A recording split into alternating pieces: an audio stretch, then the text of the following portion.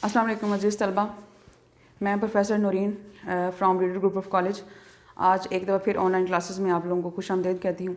आज हम according to smart syllabus जो हिस्सा नज़म है उसको स्टार्ट करने जा रहे हैं। पहली दो नज़में हमद और नात हम लोग जो है वो कर चुके हैं और आज हम जो स्मार्ट सिलेबस के अकॉर्डिंग जो चौथी नज़म है, तीसरी नज़म आप लोगों के स्मार्ट सिलेबस में शामिल नहीं की गई, चौथी नज़म आज हम लोग करने जा रहे हैं। वो नज़म है मैदान करबला में सुबह का मंज़र। लेक्चर स्टार्ट करने से पहले आप लोग अल्लाह ताला के हज़ूर दुआ करें कि जिस मकसद के लिए हम लोगों ने इन क्लासेस का आगाज़ किया है, अल्लाह ताला हमें इसमें कामयाबी और कमरानी अता करे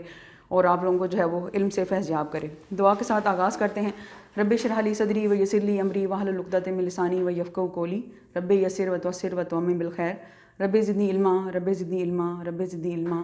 सल्लल्लाहु अलैहि वसल्लम। आगाज़ करते हैं स्टूडेंट्स। नज़म का उन्वान है आपका मैदान करबला में सुबह का मंज़र। नज़म हिस्सा नज़म में से आप लोगों को जो है वो जैसा कि बताया गया है कि जो सवाल आता है वो दो तरह का आता है। एक आती है आप लोगों को नज़म का खुलासा आता है और दूसरी आती है नज़म की तशरीह। तो खुलासा और तशरीह पर आने से पहले हम लोग जो हैं वो देखेंगे कि मैदान करबला में जो है वो के जो शायर हैं वो कौन हैं और उन्होंने जो है वो किस चीज़ को मद्देनज़र रखते हुए जो है वो ये अशार जो हैं वो लिखे हैं। सवाल के हिसाब से अगर देखें तो 5 नंबर का आप लोगों को खुलासा आता है और 10 नंबर की जो है वो हिस्सा नज़म में से तशरीह आती है। यानी कि जो हिस्सा इंशाइया होता है उसमें जो है वो पहला सवाल ही जो है तशरीह पर मबनी होता है और उसके दो हिस्से होते हैं। एक होता है हिस्सा नज़म और एक होता है हिस्सा गज़ल। 10 नंबर का सवाल आपको हिस्सा तशरीह में से आता है। तशरीह शुरू करने से पहले आपने जो स्टार्टिंग है जो है उसमें थोड़ा सा जो है शायर का जो है वो तारुफ बयान करना होता है और नज़म का तारुफ बयान करना होता है। इसलिए तशरीह शुरू करने से पहले मैं आप लोगों को जो है वो शायर के तारुफ के हवाले से बता दूं कि इसके जो शायर हैं वो मीर अनीस हैं। मीर अनीस जो हैं वो 1800 में पैदा हुए और 1874 में इनकी सन वफ़ात है। अगर इनके असल नाम के हवाले से देखा जाए तो इनका असल नाम सैयद बबर अली था और अनीस जो है वो तखल्लुस करते थे। इनकी जाए पैदाइश दिल्ली है लेकिन ये ख़राबी हालात की वजह से जो है वो दिल्ली से लखनऊ मुंतकिल हो गए, इसलिए लखनवी शायर कहलाते हैं।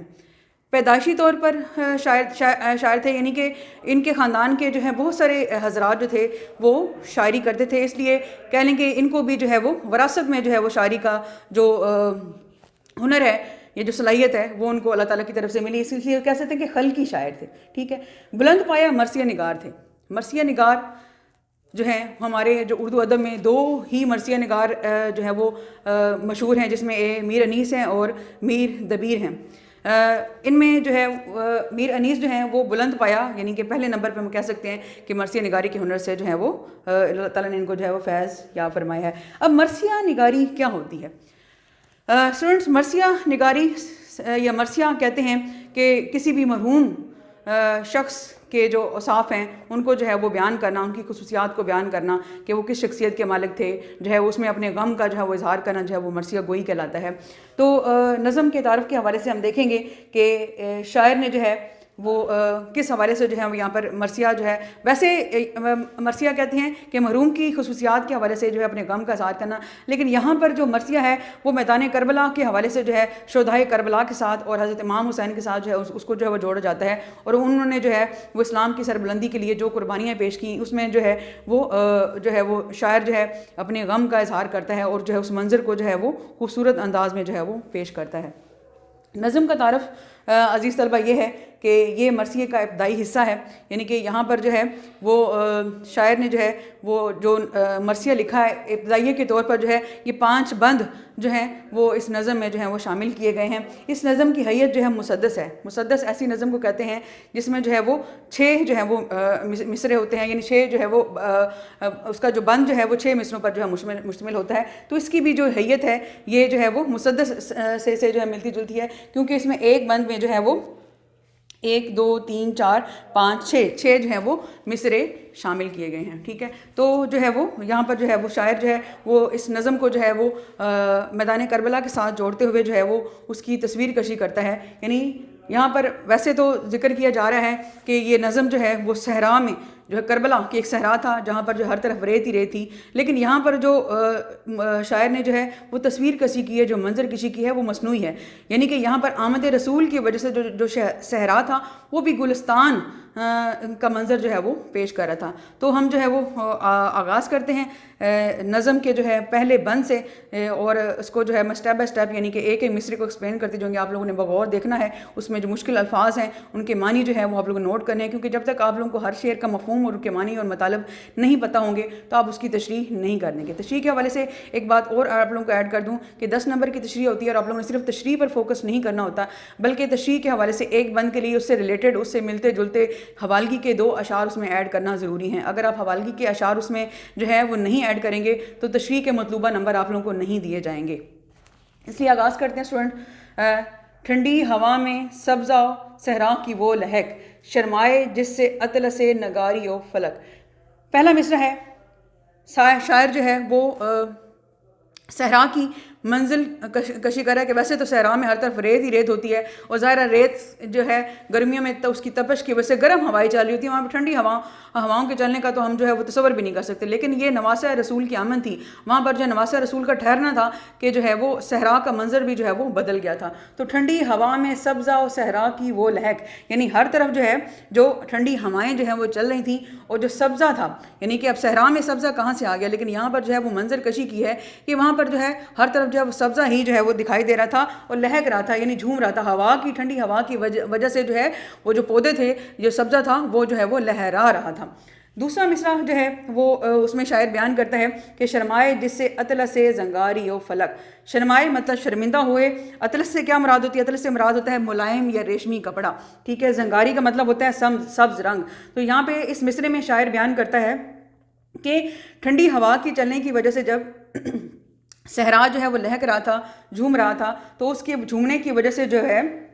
جو سبز رنگ تھا، یعنی جس نے جو سبزہ تھا اس نے جو ہے سبز لباس پہن رہا تھا، وہ بھی جو کیا کہہ رہے ہیں کہ وہ بھی جو ہے وہ لہک رہا تھا، مراد یہ ہے کہ سبز رنگ جو ہے وہ بھی شرما رہا تھا، یعنی ٹھنڈی ہوا اس قدر چل رہی تھی کہ اس کے جھومنے پر جو ہے وہ جو سبزہ بھی جو ہے وہ ریشمی کپڑے کا جو اس نے لباس پہنا ہوا تھا سرب رنگ کا، وہ بھی جو ہے وہ اس پر شرما رہا تھا۔ اگلا مصرع ہے، وہ جھومنا درختوں کا پھولوں کی وہ مہک، کہ ٹھنڈی ہوا کی وجہ سے درخت جو ہیں وہ جھوم رہے تھے۔ اب یہاں پر بھی جو ہے وہ شاعر نے جو ہے وہ ایک تصویر کشی کی ہے، منظر کشی کی ہے، یعنی ایک مصنوعی ماحول جو ہے اس کو جو ہے پیدا کیا ہے، کیونکہ ظاہر صحرا میں جو ہے وہ درخت ہرے بھرے درخت نہیں ہوتے، سبزہ نہیں ہوتا، وہاں پر پھول نہیں کھلتے، بلکہ ہر طرف ریت ہی ریت ہوتی ہے، گرمی ہوتی ہے، تپش ہوتی ہے، لیکن یہ نواسہ رسول کی وجہ سے جو ہے وہ اللہ تعالیٰ نے جو ہے وہ صحرا کا منظر بھی جو ہے وہ بدل دیا تھا، اور وہاں پر جو درخت تھے وہ جھوم رہے تھے، پھولوں کی مہک، اور ہر طرف جو ہے پھولوں کی خوشبو جو ہے وہ پھیل گئی تھی، اور پورا جو صحرا تھا وہ گلستان اور باغ کا منظر پیش کر رہا تھا، اور پھولوں کی خوشبو کی وجہ سے وہ جو باغ تھا وہ مہک رہا تھا، یعنی ہر طرف خوشبو ہی خوشبو جو ہے وہ پھیل گئی تھی۔ اس میں آپ جو ہے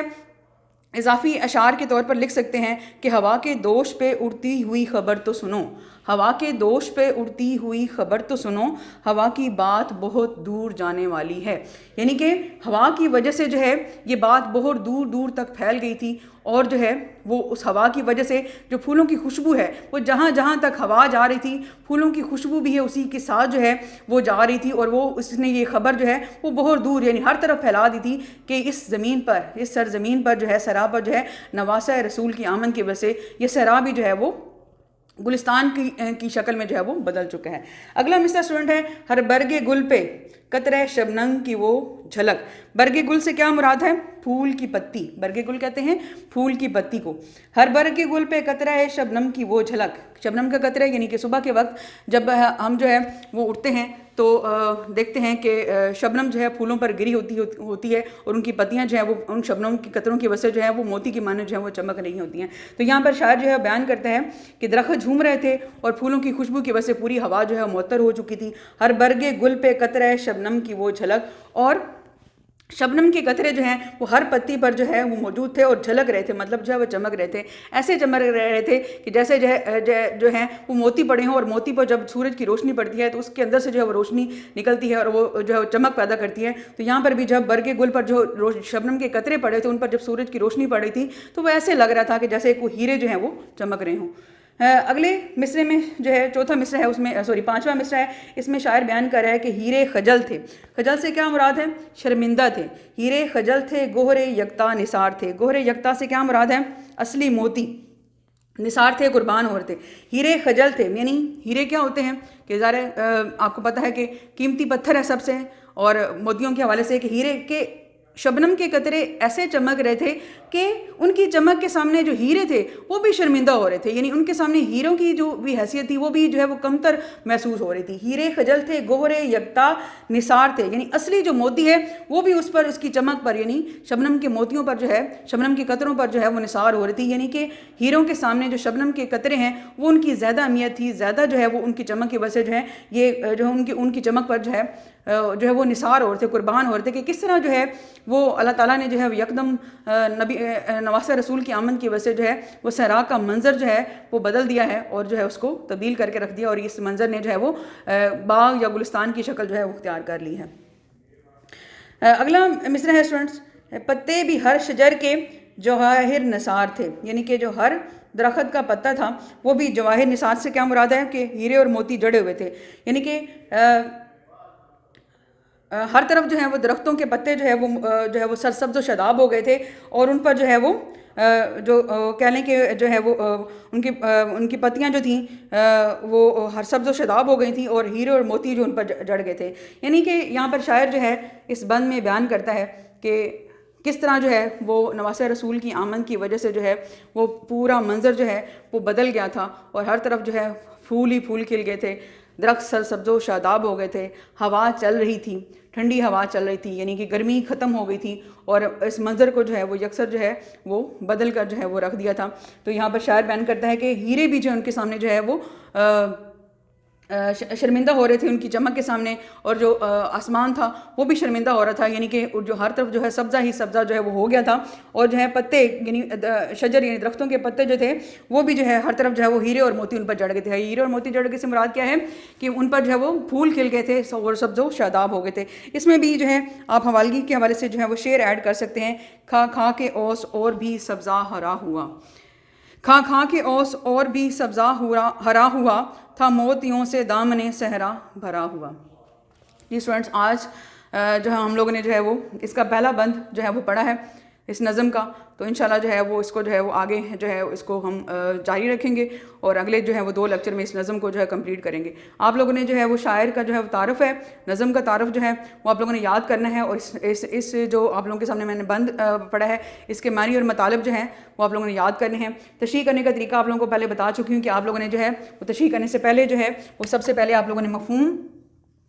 مفہوم لکھنا ہوتا ہے. ٹھیک ہے، مفہوم کے علیحدہ سے کوئی نمبر نہیں ہوتے، لیکن مفہوم جب آپ بیان کر دیتے ہیں، ویسے تو آپ 2 لائن میں کریں کیونکہ یہ بند ہے، تو آپ اس کو 3 سے 4 لائنوں میں جو ہے اس مفہوم کو بیان کر سکتے ہیں. مفہوم جب آپ بیان کر دیتے ہیں آپ کو تشریح کرنے میں جو ہے وہ آسانی ہو جاتی ہے، کیونکہ آپ کو پتہ چل جاتا ہے کہ ہر مصرے میں جو ہے وہ ٹو دا پوائنٹ جو ہے وہ کیا بات کی گئی ہے. اس کے بعد آپ لوگوں نے جو ہے وہ تشریح کرنی ہوتی ہے، تشریح کی ہیڈنگ دینی ہے. مفہوم اور تشریح لکھنے سے پہلے آپ لوگوں نے جو ہے وہ نظم کا عنوان اور شاعر کا نام جو ہے وہ لازمی لکھنا ہوتا ہے، کیونکہ 1 نمبر جو ہے وہ نظم کے عنوان کا ہے، اور 1 نمبر جو ہے وہ شاعر کا نام کا ہے، اور اس کے بعد 8 نمبر جو ہیں وہ تشریح کے ہیں. تشریح آپ لوگوں نے کم از کم جو ہے وہ 2 سے 3 صفحات پر کرنی ہوتی ہے، اور اس سے ریلیٹڈ آپ لوگ جو ہیں وہ اشعار لکھ سکتے ہیں. اس سے ریلیٹڈ جو ہیں آپ لوگ جو ہیں وہ کوئی حدیث یا قرآن پاک کا جو ترجمہ کے حوالے سے کسی آیت کا ترجمہ دے سکتے ہیں، اور آپ لوگوں نے تشریح جو ہے پیراگراف کی شکل میں لکھنی ہوتی ہے. مجھے امید ہے کہ آپ لوگوں کو جو ہے وہ اس لیکچر کی سمجھ آ گئی ہوگی. اس کے علاوہ پھر بھی اگر آپ کو کسی قسم کی بھی کوئی کنفیوژن، کوئی بھی مسئلہ ہو تو آپ لوگ اس سے بات کر سکتے ہیں. اللہ حافظ.